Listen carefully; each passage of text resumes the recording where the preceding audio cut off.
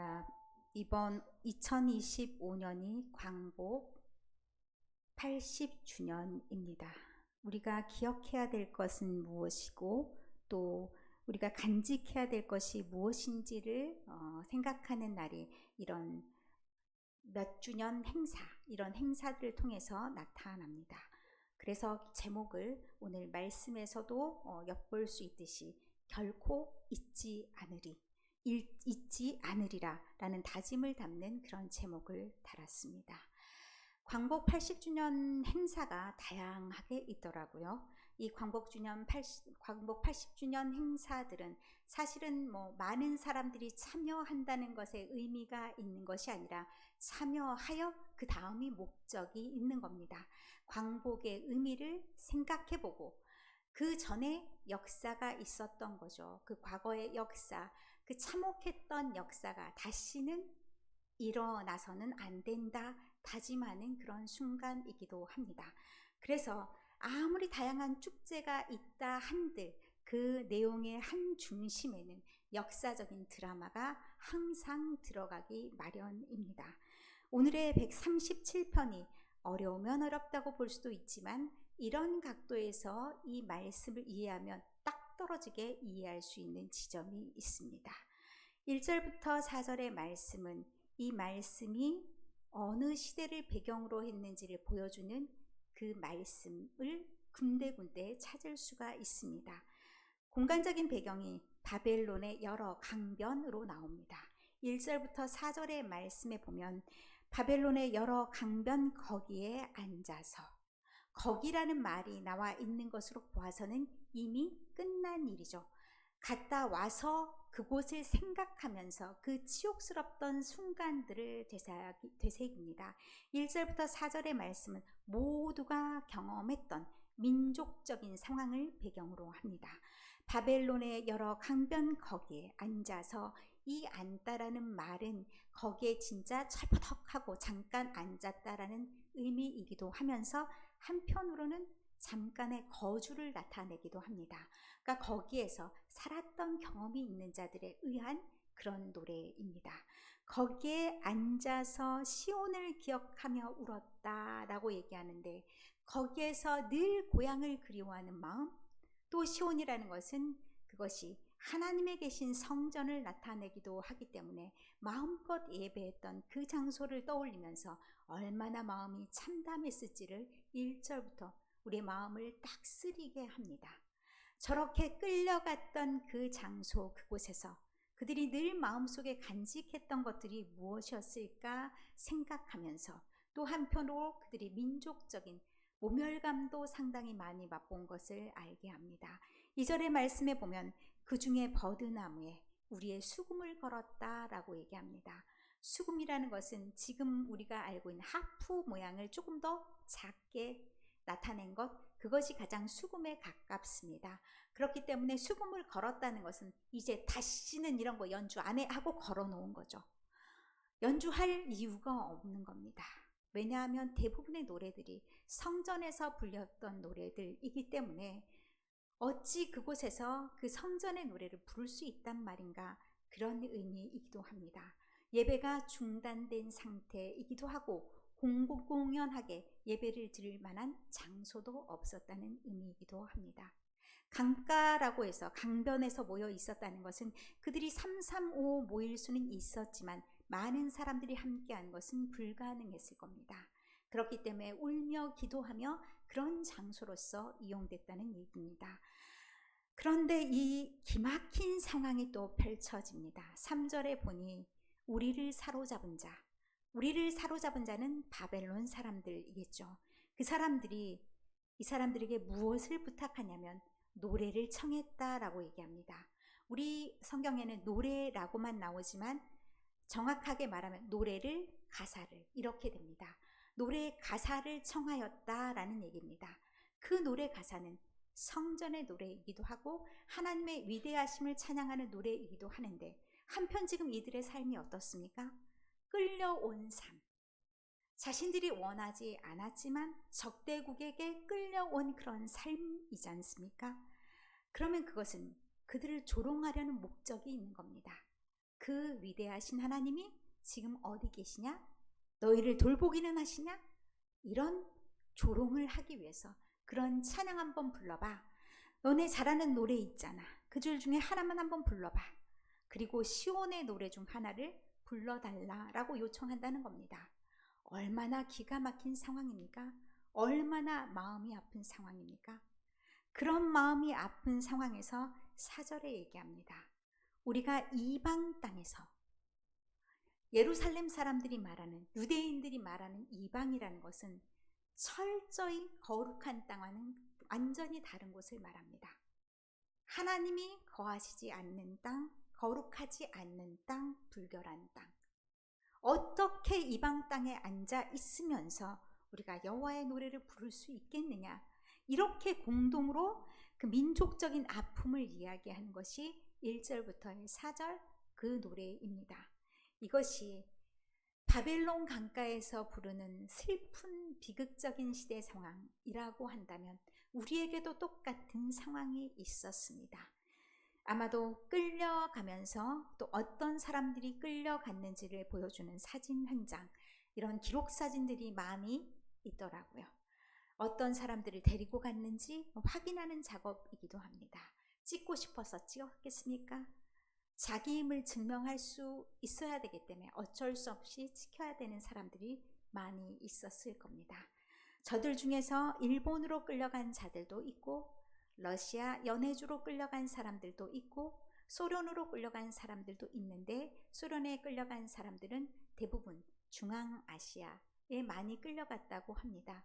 흔히 말하는 고려인, 조선인, 이런 사람들이 지금은 우리보다 못한 사람 취급받으며 이 나라에 많은 노동력을 제공합니다. 그런데 뿌리를 보면 조국의 독립을 위해서 갔던 사람들도 있고, 어쩔 수 없이 끌려갔던 사람들도 있고, 다양한 이유로 저런 곳곳에 가게 됩니다. 그런 곳에서 가서 그들이 당했을 수모 또한 어마어마했을 겁니다. 대표적인 단어가 조센징이란 표현이 아니었을까 싶습니다. 조센징이기 때문에 맞아도 싸고, 조센징이기 때문에 차별을 당해도 되고, 그런 어려움들이 있었을 때 이들의 마음속에는 무엇이 있었겠습니까? 아마도 여기에서 우리 권사님들, 이게 지금 80주년 광복 행사를 이제 앞두고 있지 않습니까? 80이 넘으신 우리 권사님들은 그 시대를 맛보았다라고 할 수 있을지 모르겠습니다만, 어린 시절에 학교 문턱에 가본 사람들은 조금은 더 우리말도 사용할 수 없고 일본인 선생들에 의해서 가르침을 받았고 이런 경험들이 남아 있을 텐데, 너무 어렸으면 아마 그런 경험들도 없을 겁니다. 그런 치욕스러운 순간들을 이들도 살아야 했습니다. 그러면서 이들 마음속에 무엇이 있었을지, 아마도 이들도 나라에 있는 민족의 서름 같은 것을 많이 맛보았을 것이고, 그리고 조국을 위해서 여러 활동을 했던 사람들 중에서 기독교인들이 참 많이 있습니다. 하나님께 기도하면서 자신이 행할 바가 무엇이었을지 그렇게 고민하며 행동했던 이들도 있습니다. 이들 마음의 꿈들은 나라의 독립이기도 하지만 또 한편으로 진정한 하나님 나라가 회복되기를 소망하는 그런 마음들이 있었을 것입니다. 그래서 마침내 어떤 나라가 되었으면 좋겠다까지도 나아갔을 것입니다.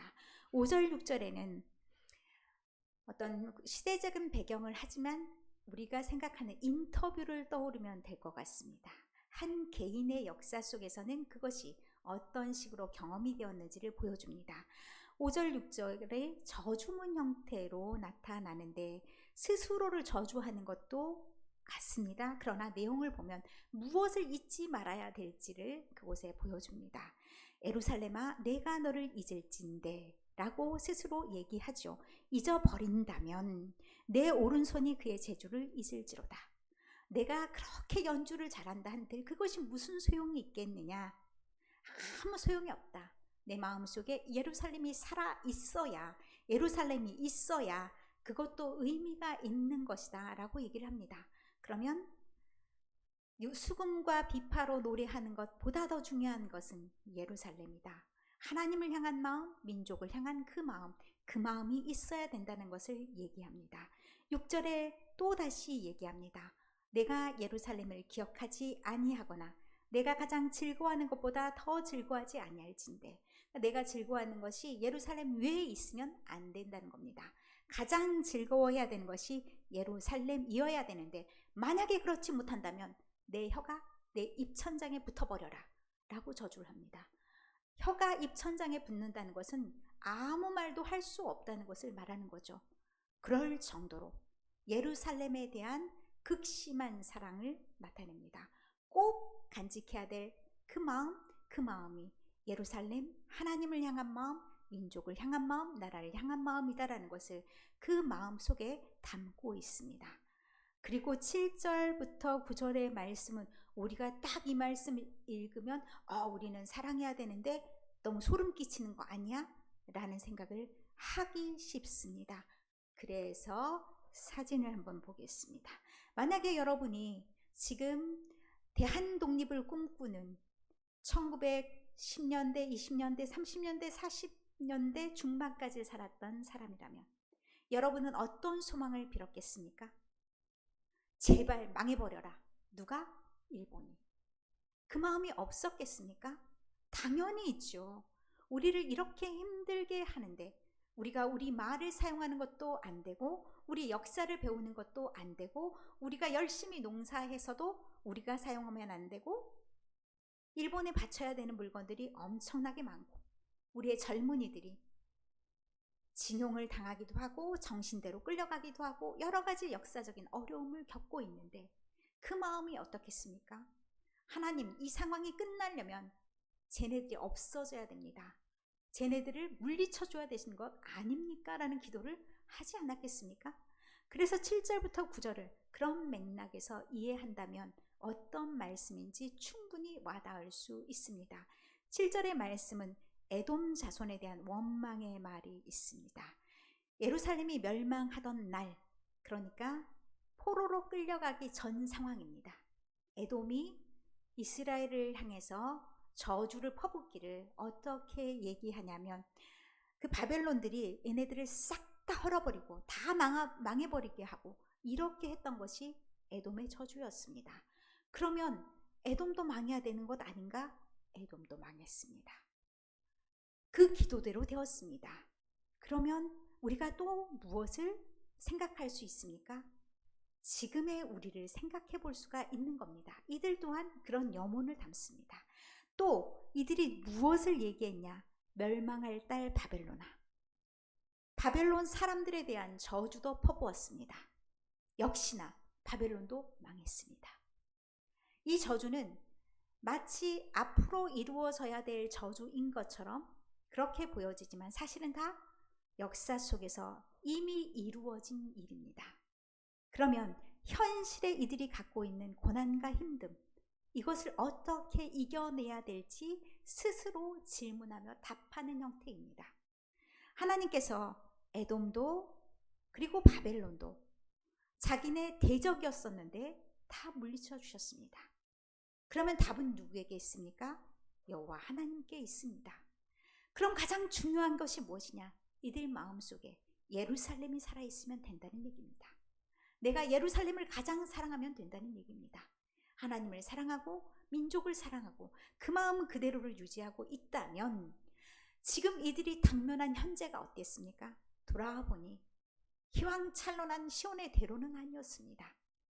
그러나 지금의 역경 또한 그때도 힘들게 기도하고 힘들게 뭔가 노력했듯이 지금도 노력하면 하나님께 구하면 하나님께서 들어줄 일이다 희망할 수가 있는 겁니다. 그래서 다시 무너지지 않고 나아갈 수 있는 터전이 되는 겁니다. 바라고 원하는 그 마음을 여기에 다 담았다는 겁니다. 그러면 다시 회복해야 될 것이 무엇인지가 명확해집니다. 예루살렘아, 내가 너를 잊을진대 내 오른손이 그의 재주를 잊게 하라 라고 스스로에게 저주를 걸듯이 얘기합니다. 그러나 이것은 또 다른 다짐입니다. 모든 공동체가 겪었던 그 민족적인 배경을 가지고 각 사람이 어떻게 살아야 되는지를 얘기합니다. 신앙의 기억을 붙드는 것, 마음껏 신앙생활할 수 있는 것, 하나님께 기도하고 예배할 수 있는 오늘을 기뻐하라는 겁니다. 신앙의 자유가 언제까지 우리에게 다 허용되진 않습니다. 우리 발로 걷고 나올 수 있을 때 내가 신앙의 자유가 있는 겁니다. 내가 움직일 수 없고 내 힘으로 뭔가 할 수 없을 때 나는 누군가의 눈치를 봐야 되고 자유롭지 못하다는 것을 경험하게 됩니다. 그렇게 되면 무엇 또한 잊어버리냐? 기도하는 습관 또한 잊어버립니다. 놀랍게요. 제가 이제 기도를 하고 각각 기도를 해주고 나오는데 김순배 권사님이 평상시에는 기도를 많이 하셨지만 기도의 습관을 잊어버린 것 같아요. 제가 이제 기도를 해드리고 나오고 권사님 기도를 잊지 마세요. 매일 매순간 기도하셔야 됩니다 라고 당부를 드렸어요.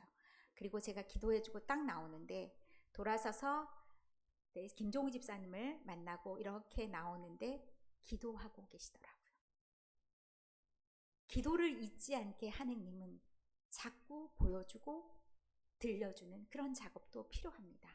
왜 이 말씀을 드리냐면 우리의 신앙이 우리에게서 끝나면 안 됩니다. 이 우리의 민족적인 상황도 우리만 누리고 끝나면 안 됩니다. 어떻게 해야 되냐? 우리 미래 세대에게도 그 역사적인 사실을 같이 기억하고 같이 노래할 수 있어야 됩니다. 그래야 한 나라가 살고 한 국가의 신앙과 또 공의와 정의로 다스려진 하나님의 통치도 맛볼 수 있게 됩니다. 우리로서 끝나는 것이 아니라 믿음으로 우리가 살고 믿음으로 우리의 신앙이 살고 우리의 가족이 살고 우리의 나라가 살고 우리 민족이 살고 그래서 우리로 끝나는 것이 아니라 대를 이어서 신앙이 이어져 나갈 수 있는 것이 우리의 꿈이지 않습니까? 그렇다면 우리 마음속에 있는 예루살렘 그 예루살렘을 같이 나누어야 됩니다. 누구랑 나눠야겠습니까? 우리의 후손과도 우리의 가족과도 우리의 이웃과도 축제라는 것이 그런 의미에서 필요한 겁니다. 같이 나누는 그런 시간들이 공유되면서 그렇게 모두가 함께 하는 그런 잔치가 되었을 때 저것이 더 파급력 있고 그런 힘을 발휘하게 됩니다. 우리 마음속에 있는 하나님, 우리 마음속에 있는 나라에 대한 사랑, 굳건하게 하나님께서 공의와 정의로 이 나라를 다스려 주시기를 원하며 또한 하나님께서 통치하신 이 나라가 되기를 원합니다. 그리고 우리가 믿음으로 자유롭게 신앙생활을 쭉 해나가기를 원합니다. 그렇다면 하나님이 계시는 이 나라가 되기 위해서 우리도 노력해야 되지 않겠습니까? 늘 우리 마음속에 하나님을 간직하며 나아가며 그 유산이 연결되어서 후대로 계속해서 이어지도록 기도하며 간구하며 열심히 노력하는 우리 모두가 되기를 간절히 바랍니다. 그래야 결코 잊지 않는, 그래서 후회함이 없는, 그리고 과거를 반복하지 않는 그런 우리의 삶이 될 수 있습니다. 그런 희망으로 여러분이 희망의 노래를 부르시되 잊지 마시고 그 치욕의 역사도 같이 간직하시면서 우리 나라도 또한 우리 교회도 하나님이 계시는 이